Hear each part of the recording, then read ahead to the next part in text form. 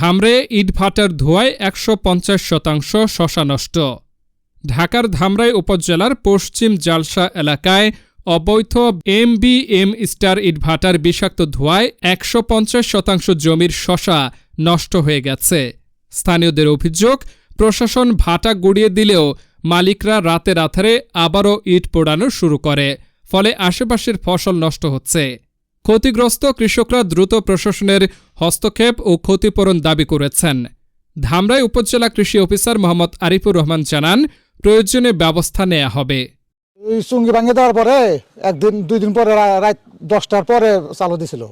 চালু দেওয়ার পরে আমার দেখার পরে 4-5 জনে যে 11টার দিকে যে বন্ধ চিমনিটা আছে, চিমনি ভাঙিয়ে দিছিল। ওই ভাঙ্গার কারণে সব আগুন করে এদিকে আইছিল, সব পুড়ে গেছে গা। ক্ষতির পরিমাণ কত হতে পারে? ক্ষতির পরিমাণ আমার পরে লাখান টাকা।